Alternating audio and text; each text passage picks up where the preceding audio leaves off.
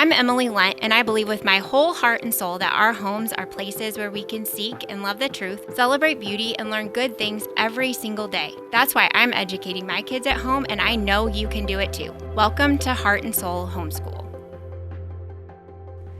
Well, I am absolutely thrilled to have today with me my husband, Jared. Welcome, hon. Thanks.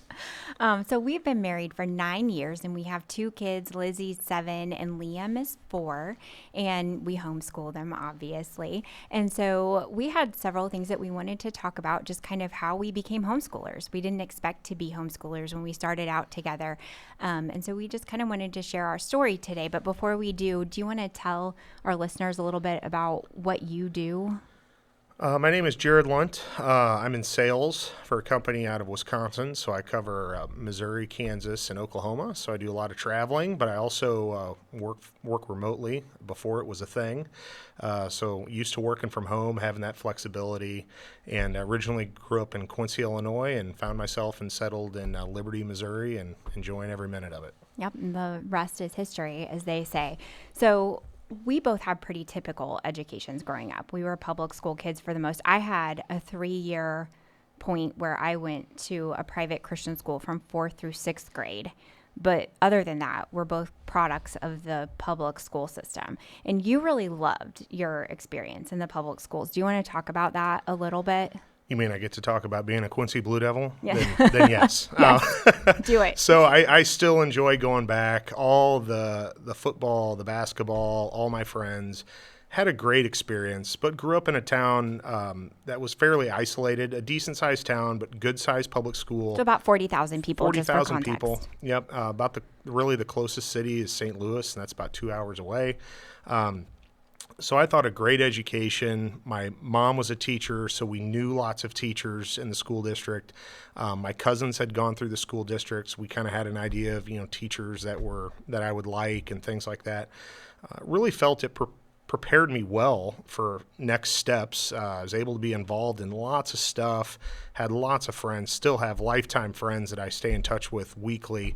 But really enjoyed it. And when Emily and I got married, started talking about having kids, started thinking that maybe the education experience we had might not end up being what we have for our own kids for a variety of reasons. Yeah. And so as we think about that, you loved your public school education. The context for that is it was the late 80s, early 90s. And so we've talked a lot about how when we were in school, our school experience was pretty neutral to even positive towards the values and the faith that our parents were instilling in us at home. I don't remember ever really a point in my K-12 education where I felt like my faith was truly challenged in a way. Maybe there was a little bit of evolution in the textbook, but certainly nothing like what kids are experiencing right now. It was pretty just neutral. And certainly a community where we had a lot of parochial grade schools and a pretty big Catholic high school. So even people in the public school had some exposure to the Christian faith and just never felt like there was any hostility towards that faith whatsoever, even if they weren't actively practicing Christians, which seems like the paradigm has shifted a little bit since the 20 plus years since we've been in high school. Yeah, quite a bit. So we graduated in 2002 for context. And so I would say, when I was in elementary school, we went to church with a lot of the teachers, kind of what you were just describing. My mom was allowed to volunteer in the school all the time. She knew all the teachers, even requested our teachers. We knew that our principal was a Christian, and those values were just very much in general supported. And so after high school, you continued your education at West Point. What was that like for you? It was obviously a culture shock because I had to be up early every day and shoes shine and all that sort of thing. Academically, I didn't feel behind at all. So the public school provided that experience.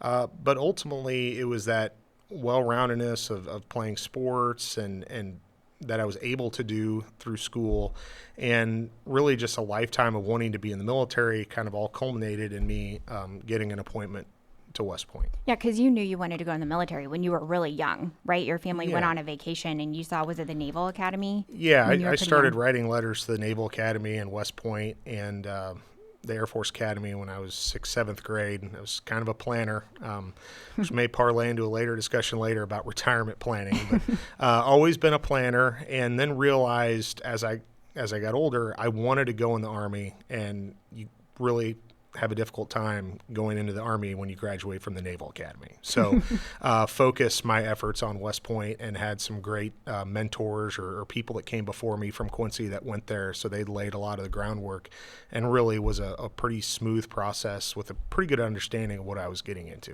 Mm-hmm. And so academically at West Point, that's pretty rigorous academic program.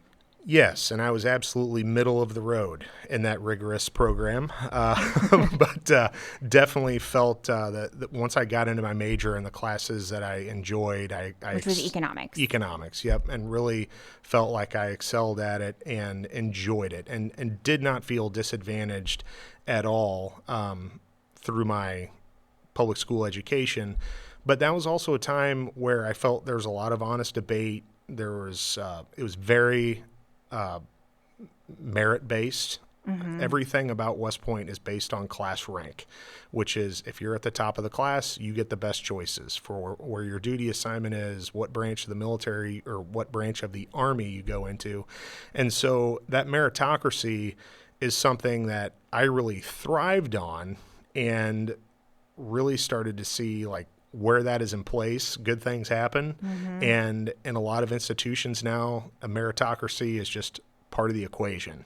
And that was maybe something we're seeing as well that led to homeschooling and kind of eyes being open to maybe things are changing a little bit. Yeah, just those subtle shifts that we experienced. A lot of transitions happened from the time that we were in, elementary, high school, through college. There was a lot going on societally, I think, with, cell phones being a big part of life, socially, social media, all of those things kind of got started while we were in major life transitions. I think definitely have affected the way we view things. And so my college career, I went to the University of Missouri and spent 4 years there. I went in thinking I wanted to be a kindergarten teacher.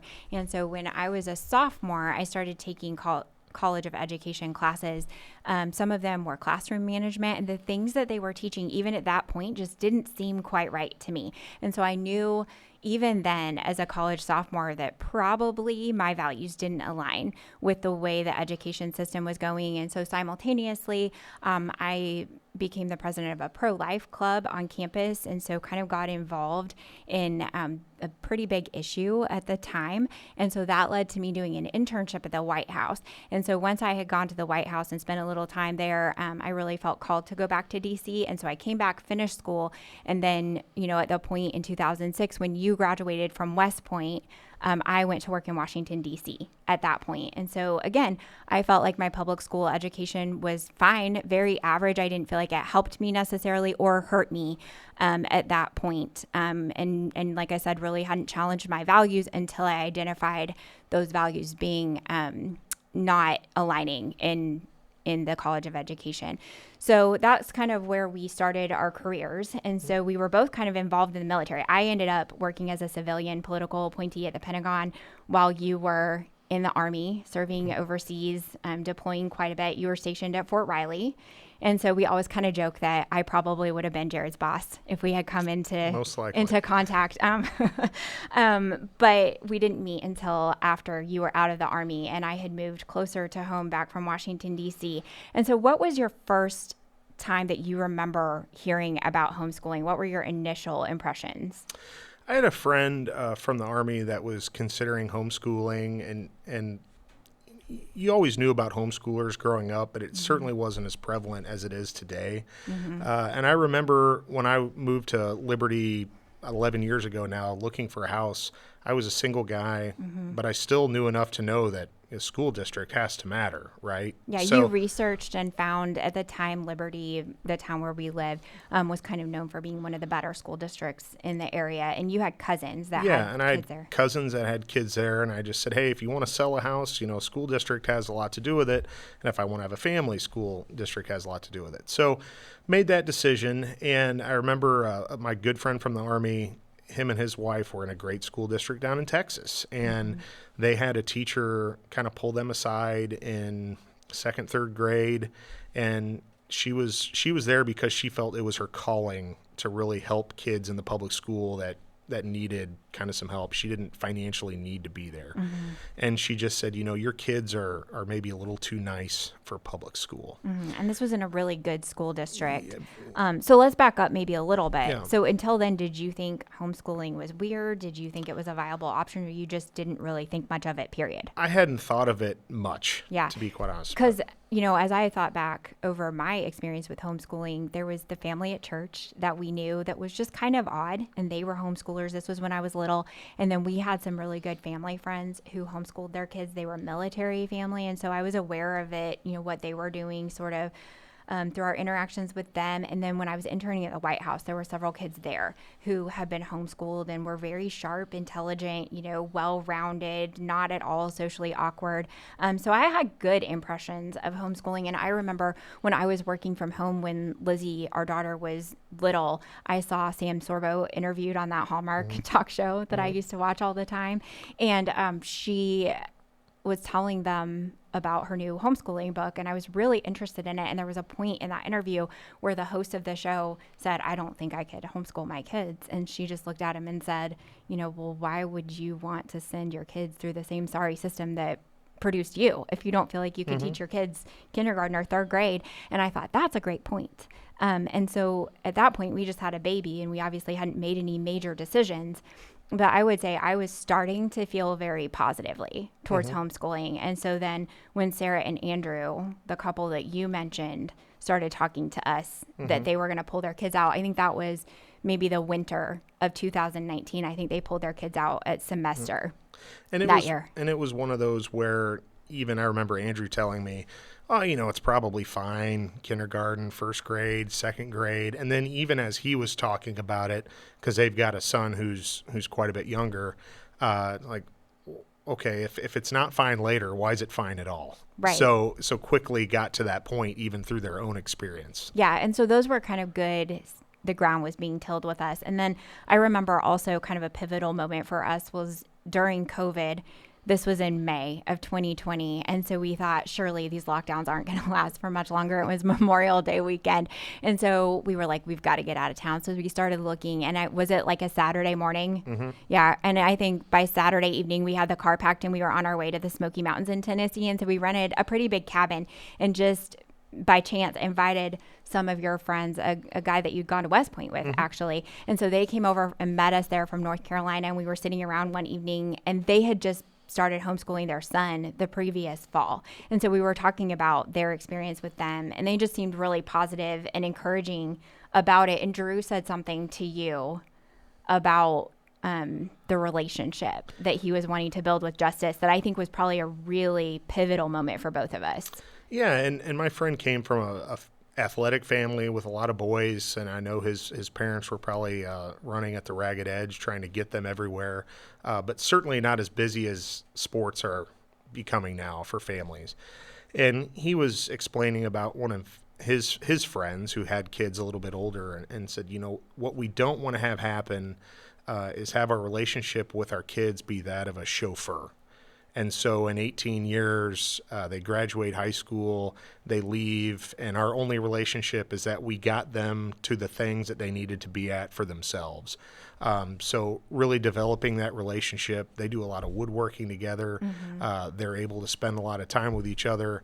And he's had a successful military career, but they're able to spend time together as a family. And they have 4 kids now. So understanding going in, school plus the activities ends up for a unbelievably busy day for most families, and you just, it almost catches you off guard because the next thing you know, you're leaving at 7 and you're getting home or 7 or 8 o'clock, and no one's had a chance to take a breath. Yeah, so that was just, I remember that being just really eye-opening to us, and we thought, wow, we don't want to be that way either. So that was the springtime before we were going to start Lizzie in kindergarten. And so I would say at that point, we were considering homeschool, and not because of COVID. We had already kind of thought we might go that direction. And then also our church at the time was affiliated with a parochial school that we were also considering. And that just kind of came down to flexibility. And it was a really long drive all the way across town on kind of not the safest route. And so we were kind of like, we don't really want to do that. I always joked with friends that lived in major metro areas, I hit traffic on the way to work this morning. I tripped over one of Lizzie's toys in the hallway.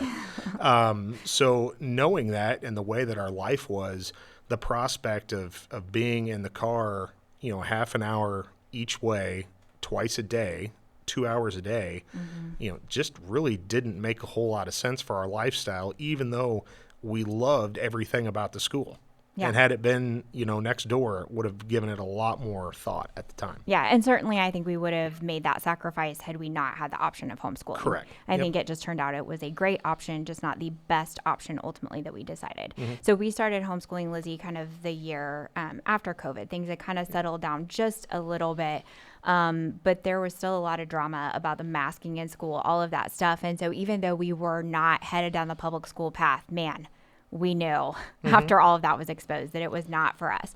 So when we started homeschooling that fall, we wrote a letter to our family and some close friends we included, just to kind of bring them in on what we were doing in the hopes that they would support us and kind of walk alongside us. And it's worked out really well. We've got great support. All of the grandparents, aunts and uncles, great aunts and great uncles have really surrounded us and supported our educational efforts, which we're really thankful for. But as we had talked through homeschooling for ourselves, we realized that people were motivated by a lot of different things. And so we kind of laid that out in these letters, that some people do it because of the flexible schedule. Some do it because they want a very specific academic experience for their kids. And some people do it with the main purpose of sheltering them and protecting them. Others do it for purely religious reasons. There are a whole host of reasons that people homeschool. And we realized that our motivation was kind of a combination of a lot of things. And so we're just going to kind of share our reasons with you really briefly and talk through how we came to these conclusions. So one of the big ones was that you do have a flexible schedule and that your work often takes us really close to my parents. Yep. We drive almost by my parents' house on the way to a lot of your major clients. And so we just kind of didn't want to give up the flexibility of that schedule. We saw the possibility of lots of extra family time, lots of flexibility to do field trips, to tag along on your work trips and kind of do extra experiences that we wouldn't have gotten to do. And that's worked out beautifully, right? Yeah, absolutely. And, having emails answered for me from the passenger seat has been beneficial when we travel. His scribe, his secretary. There's just a lot that we do, and it's functionally take the kids with us. Maybe we do an activity when we get down there. But as they get older, I have relationships with customers. Like I'm going to expose our kids to what I do more often. And really learn what I do and why I do it, and possibly create a spark for what they want to do. Yeah, and that diversity, because your clients are, some of them are farmers, some of them are corporate. You have a very diverse client base, and so we love the idea of our kids getting a little bit of visibility into lots of different career paths, lots of different businesses. That's learning in and of itself. Absolutely. And we've taken the kids ever since they were little with a COVID interruption, but to deliver Christmas candy for my company. And it humanizes what I do. It's a benefit for me. It's a benefit for my customers. And I think it's a benefit to the kids to really see what an office looks like, because I'm not in one every day. Right. So they home. see a pretty large swath of what America looks like, even though they're small and are homeschooled. Yeah, but they're also learning, because a lot of people think homeschoolers aren't well socialized, but we really value those interactions that simply wouldn't happen unless they were with us. There's no way that you can get the experience of walking into the CEO of a company's office and looking them in the eye and introducing yourself when you're 4 years old, right? Unless you're doing it with dad. And so we really love that about it, about that. And so the other, thing that kind of goes along with the schedule is that our kids get to be little. They're not getting dragged out of bed at 6 o'clock in the morning to go to school while it's still dark. They get to pretty much follow their own rhythm. And I really value that as a mom. They get to sleep when they want to sleep. We play. They're outside all the time. Or sometimes don't sleep when Right. they. Yeah, our kids aren't the best sleepers, if we're being honest. The second reason that we laid out is that we really were excited to tailor our kids' academic curriculum specifically to them. And I think our kids are still little. So Liam will start kindergarten not this year, but next year. And Lizzie's starting third grade. And so we're just kind of they're still in the very basics. Things that they're learning, the things you have to learn, like how to read and how to do basic math. But we do really value the opportunity that we're looking forward to tailor their schooling to the interest and to the natural abilities that God has given them. You see that a lot in your career, lots of opportunities for that. Yeah, and we talked about all the things that we thought we would have excelled at more if we weren't distracted by the things that really weren't our passion. You know, specifically in high school and college, I probably would have been better at some other subjects if I was just there to learn it kind of at my own pace and I wasn't focused on other things.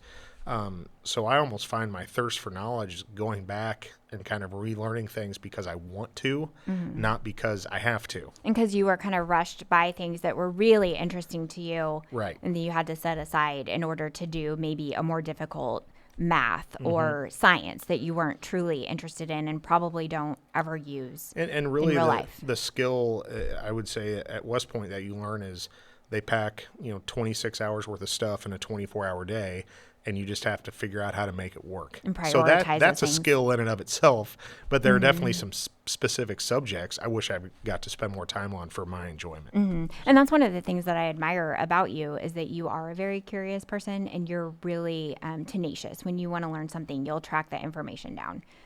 And so I think that's a good example that because our kids are around you a lot, they get to see you doing that. And as they get older, you're kind of bringing them into that. Our son is kind of, we think, mechanically inclined. And so you take those opportunities to work with him on your go-kart or Yep. whatever it is. And so they're seeing us, not just teachers, not just peers, but us modeling kind of a curiosity and a love for learning. Yeah, and there's a lot of, I feel, schooling now. There's a lot of theories and a lot of things being bandied about, and we just at a young age, it's real people doing real things is what we like to say. There's always value in building something and fixing something and making something. So we always try and encourage those. We were just talking last night. I'd rather give you a shovel and you dig 100 holes in the backyard than give you a tablet and you pretend to dig holes in a made up backyard. Right. So Yes. So we're all about real experiences, getting dirty, and that's just hard to do when you're sitting in a classroom 8 hours a day. And one thing, even specifically to our son, that I saw when I was because my mom's a retired teacher, the limiting of recess, Yeah. which we hadn't had it on our list to talk about, but for young boys especially, the amount of time that has been reduced for recess is really not what I want for, It's almost for our heartbreaking son. to Yes. us when we think about it, just because he has so much energy and so much curiosity and is so creative. And Jared was just talking about giving him a shovel and letting him dig. He digs all over our backyard and has little water systems and all kinds of things. And so our backyard is not beautiful. But when we look at it, it is really cool because it's Liam being Liam. And, we're anxious to see, we have no idea if he'll be an engineer or what he'll be, but he definitely loves that right now and is curious to figure out how to make what idea he has in his little mind work. Absolutely. So we're not going to win any landscaping awards though. And I think what you just said about the play and all of that, I love the opportunity when our kids are curious about something to be able to have the time to say, well, let's look that up. Let's go get a book about that. Let's figure out why that is. And I think that's really precious because it also validates, that their thoughts are important, their curiosities are important, and we hope that all of that will become a lifelong pursuit Right. of knowledge.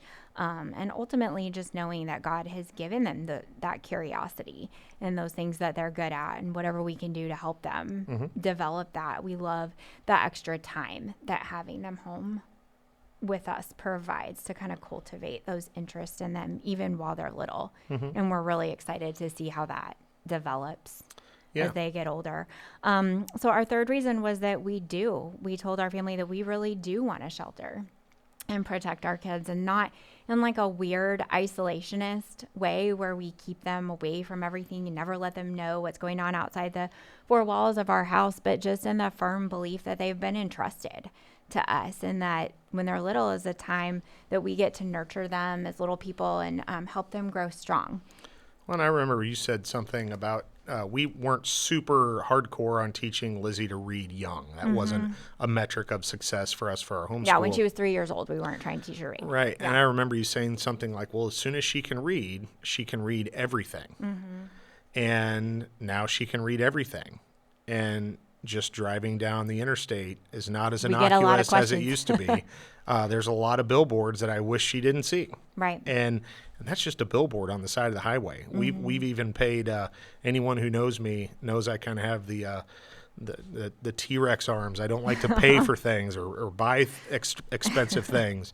And we pay extra for a TV service because we just could not trust that the commercials were safe for our children to see without leading to conversations. And we're not ones to shy away from conversations with our kids, but at 7 and 4, simply conversations we don't need to be having, and something we would have never even crossed our radar probably well until junior high or high school age, Yeah, just those in the things are world just- we grew up in. So I guess the point being that, like, while we do want to protect and shelter them, you really can't totally in this day and No. age, and we're very aware of that. And so I think where the homeschooling aspect comes in is that they're with us. So when those questions come up, when they see something, hear something, read something, and they have questions about it, we're the ones that they're going to ask. And so even though they're not conversations that we relish having or want our kids to know things, I mean, obviously age appropriate, but there are things that we have to talk about that our parents just never in a million years would have dreamed. And also the realization that within the public school system,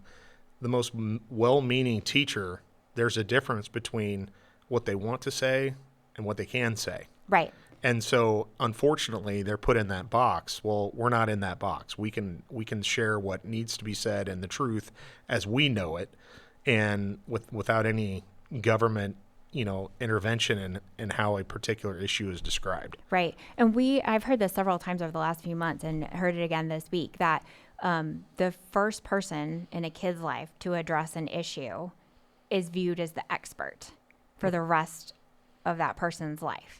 And so that's just really convicting to me when I hear that, because who do we want to be the first person or people to weigh in, when things like gender theory or, you name it, there are any number Right. of things that come up.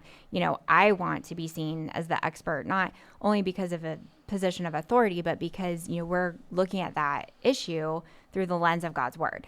And so, we are the ones who want to be seen by our kids as those experts on those really important things. And so the chances of us getting to be the first influence are really increased, and we value that highly. And just understanding that at their young age, how any explanation could really confuse them. And then, if that happens often enough, or as I say, if it just happens one time, Right. we started looking at the amount of time it would take on the back end to potentially undo all the things that were happening, basically by law, because they're the law it is the law that you teach things in a certain way. So we'd have to be involved in the school, and we'd have to unwind when we got home. And we started thinking we'd actually probably spend less time on our kids' education, doing it provide a ourselves. better education, doing it ourselves. Yeah, and not have the concerns about all of those things that they may or may not hear. And I was just talking with a friend earlier, and she was saying, how we all think about the curriculum and the influence of the teacher, but that our kids' peers are such influences on them. And so, like, while you can look through the curriculum, you can kind of keep a good pulse on what your school board is mandating. You can't really necessarily always know what the kid your child's sitting next to for 6 hours a day is talking about, or what they're bringing into the classroom also. And I thought that was such a good point. And so the last thing that we put in this letter to our family that was more than anything important to us, we wanted our kids' education to be grounded in the premise that true knowledge starts with a knowledge of God.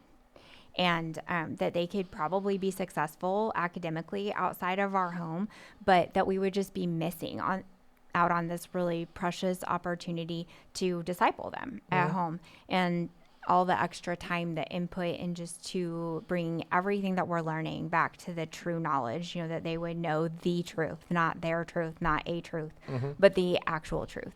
And so that's the most important thing to us. Yeah. And I think, culturally, between the outside culture, which obviously has a big influence in education and the public school system, the things that are being valued are not necessarily godly.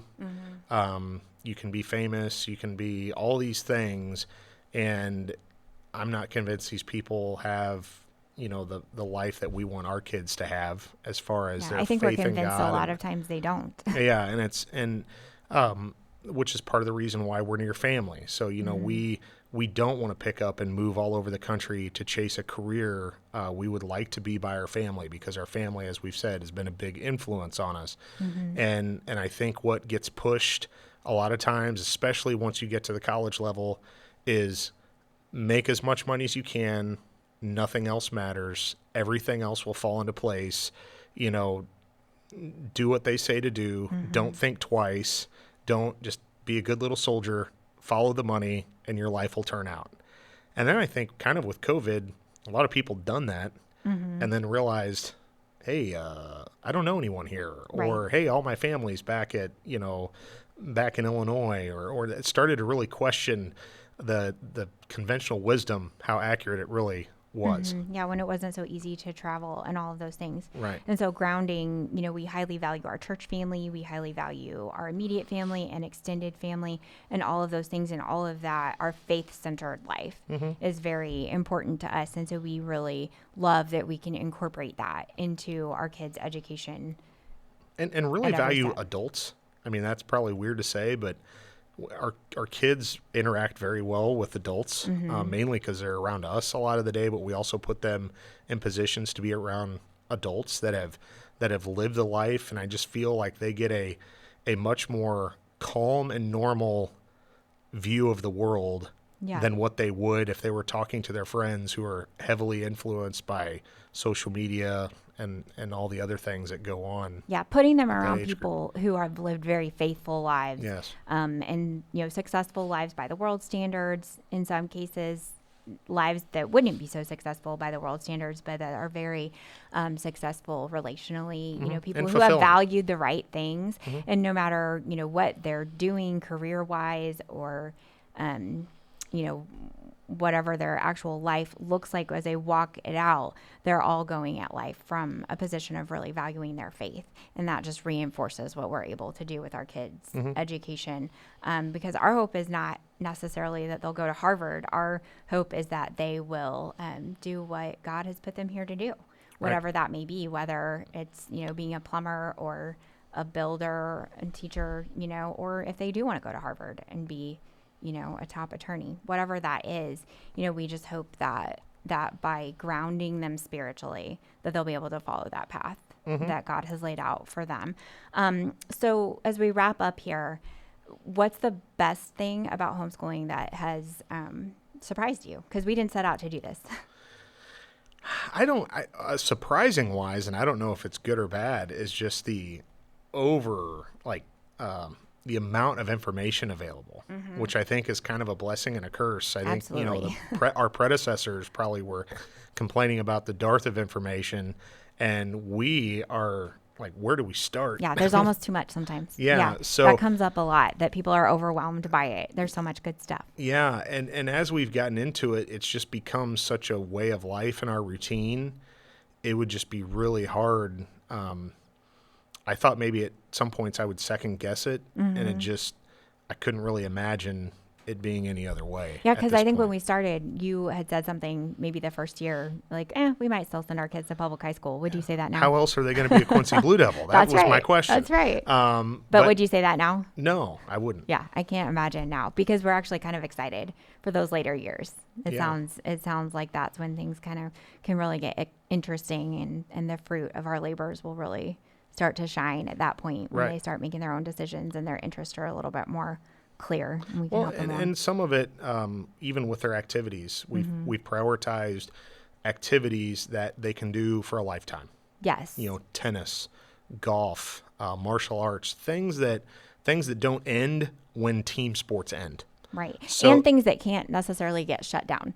So, we do piano lessons. You can always play the piano in your home for your own enjoyment. No one's going to tell you, hopefully. I mean, things would be really bad, right? Right. if that happened. But we just saw so many things get shut down and people at loose ends. And so that's another thing, that just the gift of time and us able to prioritize, kind of pick and choose Absolutely. activities. All right. Well, we could talk all day. We usually do talk all day at home, but we'll wrap it up here. So thanks for being with me. All right. It's been awesome. All Thank right. you. And I hope the rest of you will join me next week for the next episode of Heart and Soul Homeschool.